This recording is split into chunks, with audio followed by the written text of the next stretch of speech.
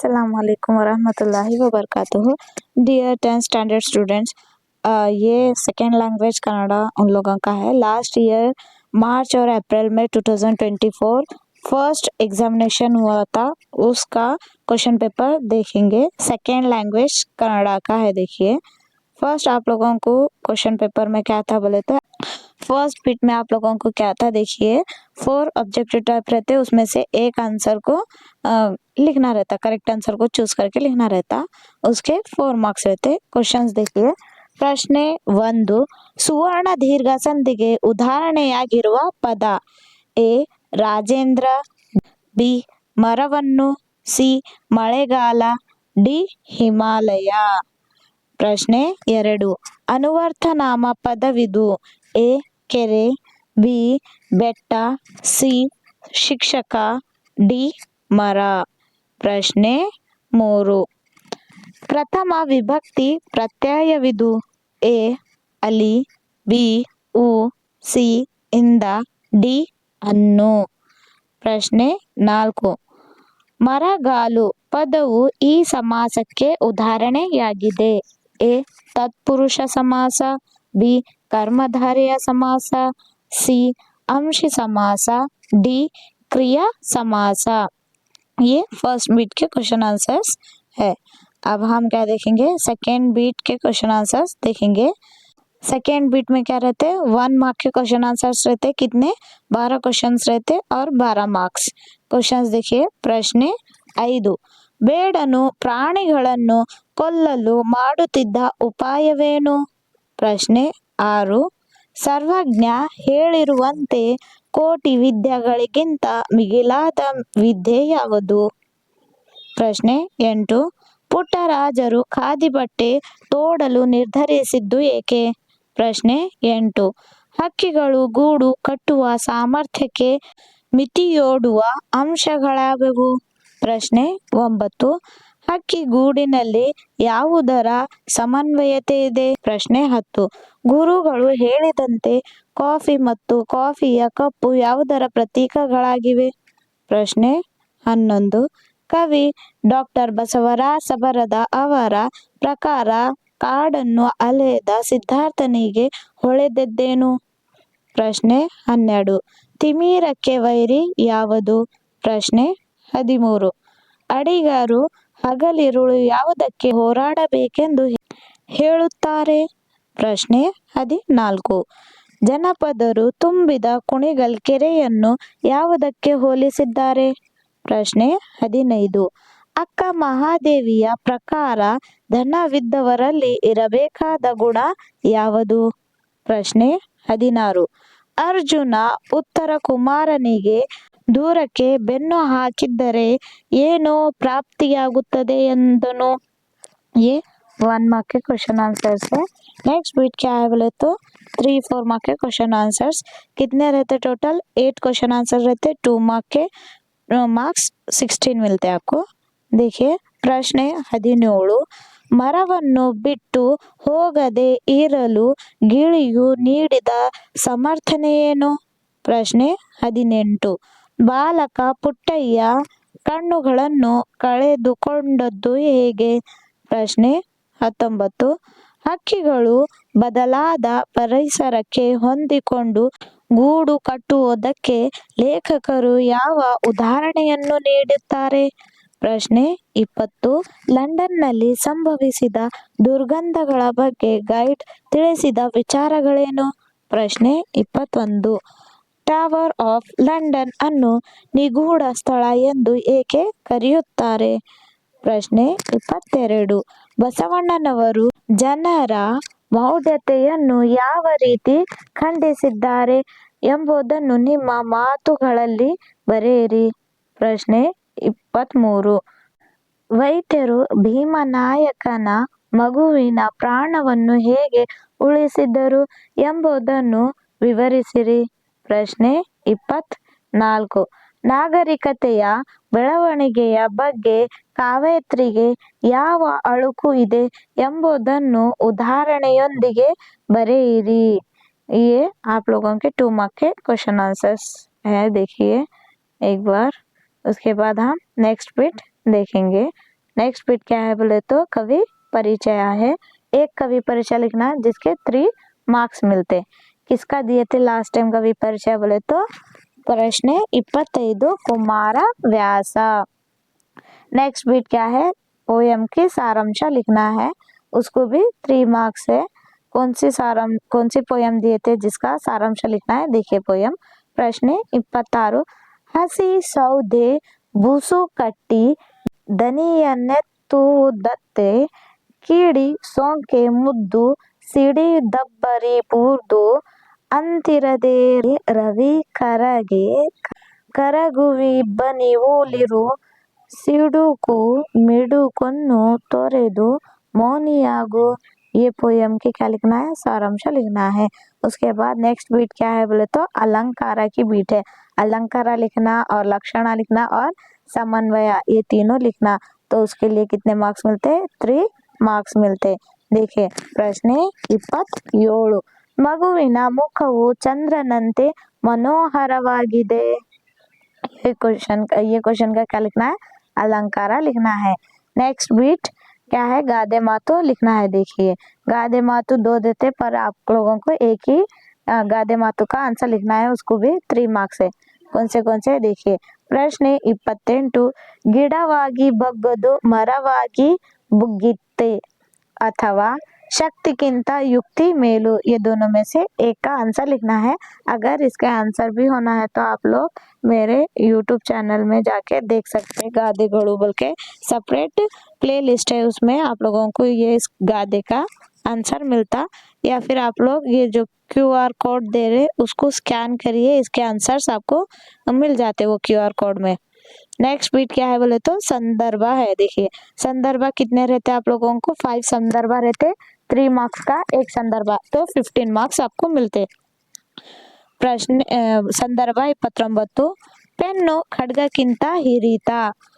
ಸಂದರ್ಭ 30 ಭಗವಂತ ನಿಮಗೆ ಜೀವನ ಎನ್ನುವ ಕಾಫಿ ಕೊಟ್ಟಿದ್ದಾನೆ। ಪ್ರಶ್ನೆ ಸಂದರ್ಭ 31 ಗೊತ್ತು ಗುರಿ ಇಲ್ಲದೆ ಕತ್ತಲಲ್ಲಿ ನಡೆದನು। ಸಂದರ್ಭ 32 ಒಂದು ಜೀವನಕ್ಕೆ ಹಲವು ಸಾಧನೆಗಳು। ಸಂದರ್ಭ 33 ಬೊಬ್ಬೆ ಹೊಡೆದಾವೆ ಬಾಳೆ ಮೀನು। संदर्भ ನೋಡ್ರಿ ಇವೆಲ್ಲ संदर्भಗಳು ಇವೆ। ये आप लोगों के संदर्भ के क्वेश्चंस है। देखिए अब हम नेक्स्ट बीट देखेंगे। नेक्स्ट बीट क्या है बोले तो पद्य भागವನ್ನು ಪೂರ್ಣಗೊಳಿಸಿರಿ। पोयम लिखना है, एक पोयम लिखने से 4 मार्क्स मिलते हैं आपके। देखिए पद्य 34 ಕರಡು ಕೋನರಿಸಿ ಬಿಟ್ಟ ಸ್ಥಳ ಮತ್ತೇರಿದೆ ಅಥವಾ ಯುಗದ ಹಿಂದಿನ बिट स्थल सभी चैत्रವು। ये दोनों में से एक पोयम कंप्लीट लिखना है। नेक्स्ट बीट क्या है बोले तो आप लोगों को 8-10 वाक्य का क्वेश्चन आंसर से। देखिए यहाँ पे आप लोगों को 2 क्वेश्चंस दिए, उसमें से सिर्फ एक को आंसर करना है, वो भी 4 मार्क्स के लिए। देखिए प्रश्न 35 ಗೋಪಾಲ ಮತ್ತು ಬನದ ಗೋಪಾಲನ ನಡುವೆ ನಡೆದ ಸಂಭಾಷಣೆಯ ಸ್ವಾರಸ್ಯವನ್ನು ನೀವು ಮೆಚ್ಚುವ ಮಾತುಗಳಲ್ಲಿ ಬರೆಯಿರಿ ಅಥವಾ ಗೋಪಾಲನು ತನ್ನ ತಾಯಿಯೊಂದಿಗೆ ನಡೆಸಿದ ಸಂಭಾಷಣೆಯ ಸಾರವನ್ನು ನಿಮ್ಮ ಮಾತುಗಳಲ್ಲಿ विवरिಸಿ। ये 2 क्वेश्चन है, इसमें से एक का आंसर आपको देना है। नेक्स्ट बीट क्या है देखिए आप लोगों को पैसेज रेटिंग है, पैसेज देते हैं उसमें से क्वेश्चन का आंसर फाइंड आउट करके लिखना है। तो 2 क्वेश्चन के 4 मार्क्स रहते हैं। पैसेज देखिए ಪ್ರಶ್ನೆ 36 ಪುಸ್ತಕಗಳು ಜ್ಞಾನ ಭಂಡಾರದ ಕೀಲಿಕೈ ಇದ್ದಂತೆ ಎಂಬ ಮಾತು ಹಳೆಯದಾದರೂ ಅದು ಚಿರಂತನ ಸತ್ಯ। ಜಗತ್ತಿನ ಎಲ್ಲ ಕಾಲದ ಜ್ಞಾನಿಗಳು ತಮ್ಮ ಸಮಸ್ತ ಜ್ಞಾನವನ್ನು ಪುಸ್ತಕದ ರೂಪದಲ್ಲಿ ತಮ್ಮ ಹಾಗೂ ಮುಂದಿನ ಪೀಳಿಗೆಗೆ ಚಳುವಳಿಯಾಗಿ ಕಟ್ಟು ಹೋಗಿರುತ್ತಾರೆ। ಎಲ್ಲರಿಗೂ ಎಲ್ಲ ಸಂದರ್ಭಗಳಲ್ಲೂ ನಿಲುಕಬಹುದಾದ ಅಮೂಲ್ಯ ಸಂಪತ್ತು ಇದು। ಈ ನಿಧಿಯ ಮೌಲ್ಯದ ಅರಿವು ಇದ್ದವರು ಅದನ್ನು ಚಾಚಿ ಬಳಿದುಕೊಂಡು ತಮ್ಮ ಅರಿವಿನ ಪರಿಧಿಯನ್ನು ವಿಸ್ತರಿಸಿಕೊಳ್ಳುತ್ತಲೇ ಬಂದಿದ್ದಾರೆ। ಬೊಗಸೆ ಗಟ್ಟಲೆ ತುಂಬಿಕೊಂಡು ಎಷ್ಟು ಸವಿದರೂ ಎಂದು ಮುಗಿಯದ ಆಳವಾದ ಸಿಹಿ ನೀರಿನ ಕೊಳಗಳು. ಈ ಪುಸ್ತಕಗಳು ಅಜ್ಞರಿಗೆ ಪುಸ್ತಕಗಳಲ್ಲಿ ಅಡಗಿದ ನಿಧಿಯ ಅರಿವು ಇರುವುದಿಲ್ಲ. ತಾತ್ಕಾಲಿಕ ಸುಖ ಕೊಡುವಂತಹ ಹಣ, ವೈಭವ, ಅಂತಸ್ತು, ಕೀರ್ತಿ, ಅಧಿಕಾರ ಇತ್ಯಾದಿ ಅರ್ಥಹೀನ ಪ್ರಲೋಭನೆಗಳು ಅವರು ಬೆನ್ನಟ್ಟುತ್ತಾರೆ. ಒಂದು ಒಳ್ಳೆಯ ಪುಸ್ತಕವು ಕಷ್ಟಕಾಲದಲ್ಲಿ ಸ್ನೇಹಿತನಾಗುತ್ತದೆ, ಸಮಸ್ಯೆಗಳಿಗೆ ಪರಿಹಾರ ಹೇಳುತ್ತದೆ, ಏಕಾಕಿತನದ ಭಾರವನ್ನು ಗಣನೀಯವಾಗಿ ಕಡಿಮೆ ಮಾಡುತ್ತದೆ. ಎಲ್ಲಕ್ಕಿಂತ ಹೆಚ್ಚಾಗಿ ಅದು ಎಂತಹ ಆಳವಾದ ದುಃಖವನ್ನು ಮರೆಯಲು ಸಹಾಯ ಮಾಡುತ್ತದೆ. ಪುಸ್ತಕಗಳಿಂದ ಈ ಎಲ್ಲ ಲಾಭಗಳನ್ನು ಹೊಂದಬೇಕಾದಲ್ಲಿ ವ್ಯಕ್ತಿ ಒಬ್ಬ ಹೃದಯಿಯಾಗಿರುವುದು ಅವಶ್ಯ. ಜೀವನದ ಬಗ್ಗೆ ರಚನಾತ್ಮಕ ದೃಷ್ಟಿಯುಳ್ಳ, ಮೌಲ್ಯಗಳನ್ನು ಗೌರವಿಸುವ, ಒಳ್ಳೆಯದನ್ನು ಮತ್ತು ಸುಂದರವಾದುದನ್ನು ಪ್ರೀತಿಸುವ ಮನಸ್ಸು ಹಾಗೂ ಹೃದಯ ವ್ಯಕ್ತಿಗೆ ಇರಬೇಕು.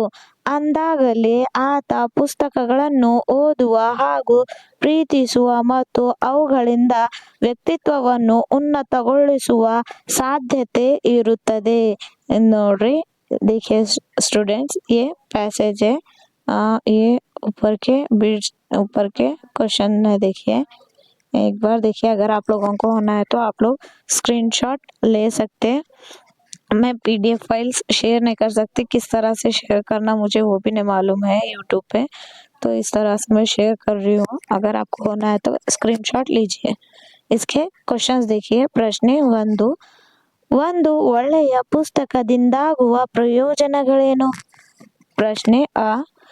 ಅಮ್ಮ ಅರಿವಿನ ಪರಿಧಿಯನ್ನು ವಿಸ್ತರಿಸಿಕೊಳ್ಳುವುದು ಹೇಗೆ ತಿಳಿಸಿ. देखिए, ये दोनों क्वेश्चन के आंसर लिखना है आप लोगों को. उसके बाद नेक्स्ट बिट क्या है बोले तो प्रबंध लिखना है. प्रबंध के 2 क्वेश्चंस रहते हैं, उसमें से एक को आंसर करना है, वो भी 4 मार्क्स के लिए. देखिए क्वेश्चन. ಪ್ರಶ್ನೆ 37. ರಾಷ್ಟ್ರೀಯ ಹಬ್ಬಗಳ ಮಹತ್ವ ಅಥವಾ ಇಂದಿನ ದಿನಗಳಲ್ಲಿ ಮಣ್ಣಿನ ಸಂರಕ್ಷಣೆಯ ಅಗತ್ಯತೆ. ये दोनों ऐसे राइटिंग में से किसी एक का आंसर लिखना है. अगर आप लोगों को ये आंसर ऐसे राइटिंग का आंसर होना है तो मेरे यूट्यूब चैनल के प्लेलिस्ट में जाके चेक करिए.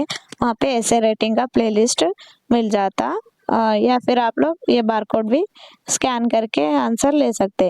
नेक्स्ट बिट आप लोगों को क्या है बोले तो लेटर है. लेटर के लिए आप लोगों को 5 मार्क्स मिलते हैं. यहाँ पे भी 2 लेटर है, उसमें से एक का ಆನ್ಸರ್ लिखना है. देखिए, ಪ್ರಶ್ನೆ 38.